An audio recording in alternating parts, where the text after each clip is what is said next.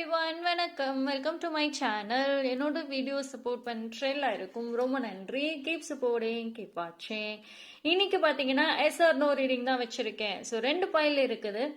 So இதில் வந்து பார்த்தீங்கன்னா ஒரு பைலில் எஸ் இருக்கும், இன்னொரு பைலில் வந்துட்டு நோ இருக்கும். ஓகேங்களா? ஸோ நீங்கள் உங்கள் மனசில் ஒரு கேள்வி இருக்குன்னா அந்த கேள்வி நல்லா வந்து கேட்டுக்கோங்க. அண்ட் அந்த கேள்வி மனசில் வச்சுக்கிட்டு இதில் ஒரு கார்டை பார்த்தீங்க அப்படின்னா உங்களுக்கான ஆன்சர் கிடைக்கும். ஓகே, நான் ஷஃபிள் பண்ணிக்கிறேன். ஓகே, 2 கார்டையும் ஷஃபிள் பண்ணுறேன். இப்போ எனக்கே எதில் எஸ் எதில் நோ இருக்குன்னே தெரியாது. Okay, yes. ஸோ 2 பைல் இருக்குங்க. File number 1, file number 2. So இந்த 2 பைலுக்குள்ளர்லையும் ஒரு பைலில் எஸ் இருக்கு, ஒரு பைலில் நோ இருக்கு. ஸோ மனசில் நல்ல கேள்வி வச்சுக்கிட்டு இந்த கார்டை பாருங்க. நான் வெரி சூன் கார்டை ரிவீல் பண்ண போறேன்.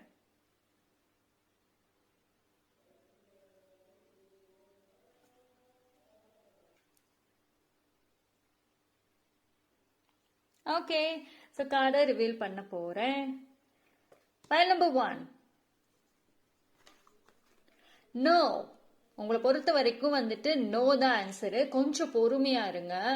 ஏன்னா வந்து இப்போ இந்த டைம்ல வந்து நீங்களே வந்து ரொம்ப குழப்பத்தோடையும் ஒரு அரை மனசோடையும் தான் வந்துட்டு ஒரு எந்த ஒரு கேள்வி வந்து கேட்குறீங்களோ அதுக்கான பதிலும் அப்படிதான் இருக்கும்.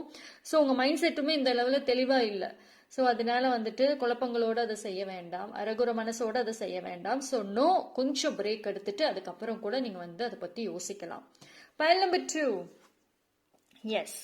உங்களுக்கான ஆன்சர் வந்துட்டு எஸ், கோ ஃபார் இட், அப்படிதான். ஓகேங்களா? ஸோ எதை செய்யணும்னு நினைக்கிறீங்களோ அதை தாராளமாக செய்யலாம். யார்கிட்டயாவது ஏதாவது சொல்லணும்னு நினைச்சா கூட தாராளமாக சொல்லலாம்.